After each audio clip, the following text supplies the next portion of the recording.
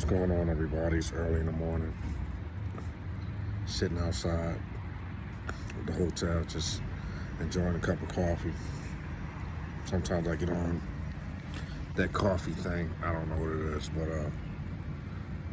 watched the Sixers game last night, and as I predicted, Sixers can't beat New York. Um, I can't say I'm disappointed. The Sixers don't disappoint me. They are who they are.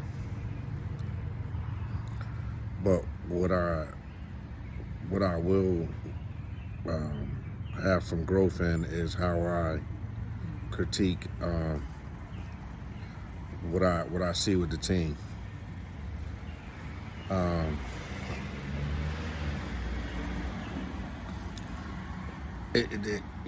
they're losing this way is a good thing because it has to, there has to be a paradigm shift in the way the Sixers organization does things, or I don't really know if there's going to be an outcry from the fan base. I don't really consider myself to be a part of the Philly fan base, and I'll tell you why. I'm a diehard Philly. I don't even watch Flyers games, and but I love the Flyers, and I want to see the Flyers win a championship. I just follow all the home teams, no matter where I'm at, no matter where I go. But I'm a different breed when it comes to the fan base, and I'll tell you one of the situations or instances where I know that I'm different from a lot of the fan base from Philly is the Nick Foles situation. As a matter of fact, I seen a female the other day with a Nick Foles jersey on, and I just smiled. And I said, yeah, that's a jersey worth wearing. That man brought us a Super Bowl. If you go watch the mic up, you will see that Nick Foles was relentless. That Nick Foles, throughout the whole entire playoff series leading to the Super Bowl, was just phenomenal. Brought us our first Super Bowl, and this fan base turned on him. And I'll never, ever forget that. Never. And it starts with the sports media pundits. That's why I don't listen to a goddamn thing they say. They don't know shit about what they're talking about. And this is where the outcry comes from. It starts with them, right? They start projecting and predicting how a situation is going to go against a particular team or a particular player, and then it trickles down to the people on the street. And when people get interviewed by news outlets and stuff like that, they say, well, I feel, and I feel, and I feel, but they don't really take an analytical approach to the situation at hand.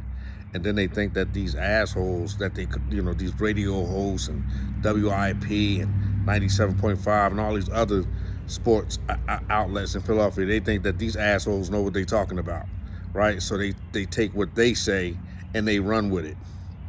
The Nick Foles thing really left a bad taste in my mouth. So because I know, I'm going to call it out.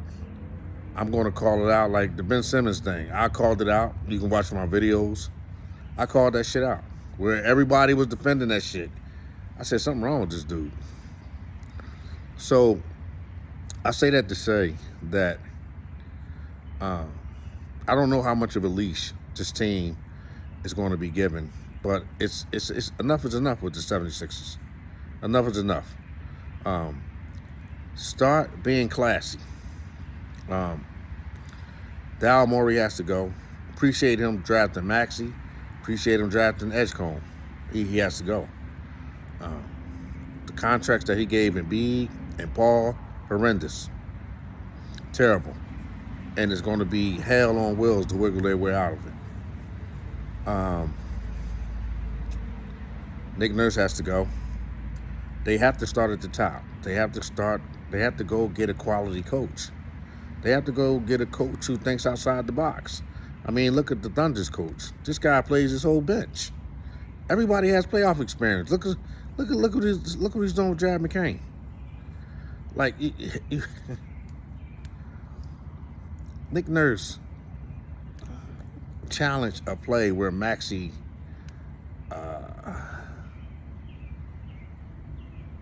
VJ Edgecombe a foul against Brunson. But then there was a foul that Paul George clearly did not commit against Mikal Bridges, and so now he doesn't have one to challenge because he just challenged and lost the dumbass one before.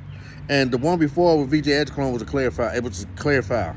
So Nick Nurse, it seems like Nick Nurse is pressured to be what he's not. Take Kyle Lowry with him. Take him. Listen, y'all got to get out of here. If Kyle Lowry can show something different, take Kyle Lowry with him. And I know he's from Philly. I would like him to stay because he know what, as a Philadelphian, what we go through. But it has to be broke up. And my advice to VJ Edgecombe is, if you want to be, I don't like it how you're talking and buddying it up, I would call it, with the New York Knicks. Whether it's Brunson, whether it's Mitchell, Robinson, Mitchell, whoever it is. Listen, it's war. Listen, you got to go watch the tape where Iverson go at Kobe Bryant, and Kobe Bryant is from Philadelphia. Iverson is one of those adopted child that he comes in the home and he's been with, he's been in the home and amongst the family so long that nobody can tell the difference. He's family more than the ones who are blood relatives. And watch the video where Iverson go at Kobe and grab his jersey and let him know, I'm representing Philly. And you have to be, VJ Edgecombe has to develop that killer. Wipe the smile from your face. Maxey has to take the lead, but I think Maxey is disenfranchised, rightfully so. He realizes that he's giving his all to an organization that is his career. When you go to a top tier organization, man, and you have a chance to blossom, and you don't want to be like a Fox, in Sacramento, and you want to put the work and the effort in. You want to be recognized. You want to go to an organization that, you don't want to be with the Utah Jazz, or, you understand what I'm saying? You want to be with a team that's going to dig themselves up out of the mud, pick themselves up, and become prominent, right? And your career becomes prominent with that team's effort. And I see that Maxey might be becoming disenfranchised with the 76ers. He's an appreciative person. They gave him a contract, and he loves Philly. He lives here. He's from Texas. But I believe that Maxey is realizing the organization that he represents. It's some some doo-doo.